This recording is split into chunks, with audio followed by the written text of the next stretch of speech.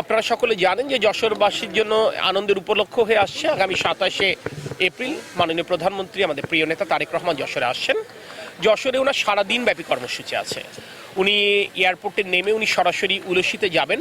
শহীদ রাষ্ট্রপতি জিয়া রহমানের স্মৃতি বিজড়িত যে খাল, সেই খাল উনি পুনঃখনন কর্মসূচিতে অংশ নেবেন। এরপর তিনি যশোরে ফিরে এই যেটা বেগম খালেদা জিয়া 2006 সালে যশোর মেডিকেল কলেজ হাসপাতালে ঘোষণা দিয়েছিলেন ঐতিহাসিক জনসভায় ঈদগাহ ময়দানের, সেই মেডিকেল কলেজ হাসপাতাল এখনও যশোরবাসী পায়নি। যশোরবাসীর প্রতি আমাদের রাজনৈতিক অঙ্গীকার ছিল নির্বাচনের আগে আমরা 500 শয্যা বিশিষ্ট মেডিকেল কলেজ আমরা স্থাপন করব।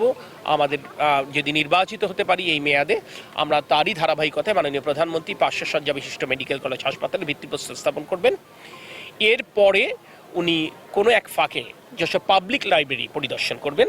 শেষে জনসভাতে অংশ নিয়ে তিনি যশোর ত্যাগ করবেন। তো তার এই প্রস্তুতি সুন্দরভাবে করবার জন্য আজকে সরকারের বিভিন্ন দপ্তরের সাথে আমরা বৈঠক করেছি, একটি সমন্বয় সভা করেছি এবং এখানে এসএসএফের প্রতিনিধিরা ছিলেন। আপনারা নিজেরা বোঝেন যে মাননীয় প্রধানমন্ত্রী আসলে টোটাল নিরাপত্তার বিষয়টা তারা দেখভাল করেন। তো তাদের সাথে প্রাথমিক আমরা একটা সমন্বয় সভা করলাম। এটার ফলো আপ সভা 20 তারিখের পরেও আরও একটা দিন হবে। এর মাঝখানে আমরা কিছু আমাদের প্রত্যেকের দায়িত্ব আমরা নির্ধারণ করে নিলাম। সে দায়িত্বটা কবে আমরা শেষ করব নিজেরা সেটা ঠিক করলাম। সবচেয়ে বড় ব্যাপার আমরা মনে করছি মাননীয় প্রধানমন্ত্রীর যশোর আশাকে উপলক্ষ করে শুধু উলসি খাল পুনঃখনন না, শুধু 500 শয্যা বিশিষ্ট মেডিকেল কলেজ হাসপাতালে ভিত্তিপ্রস্তর স্থাপন না, এই মাননীয় প্রধানমন্ত্রী আশাকে কেন্দ্র করে আমরা যশোরের উন্নয়নের চাকাকে আবার সচল করতে চাই। আমরা তার জন্য আসলে মূলত প্রস্তুতি গ্রহণ করছি। একটি বৈশ্বিক সংকট, বাংলাদেশ বিচ্ছিন্ন কোনো দ্বীপ নয়। স্বাভাবিকভাবেই বাংলাদেশে এই সংকট কিন্তু বাংলাদেশকে স্পর্শ করেছে, কিন্তু জনগণকে যেন এই স্পর্শটা অত্যন্ত সহনীয় মাত্রায় করে তার জন্য বর্তমান নির্বাচিত সরকার কাজ করছে।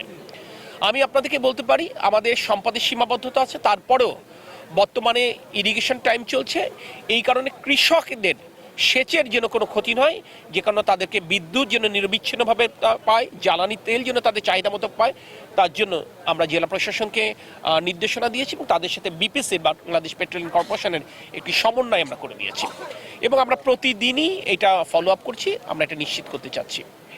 আর আপনারা যে কথা বলেছেন যে অবশ্যই যদি যুদ্ধবিরতি কার্যকর হয় সমগ্র বিশ্ববাসীর সাথে বাংলাদেশের জন্য সেটা স্বস্তির কারণ হবে। ধন্যবাদ।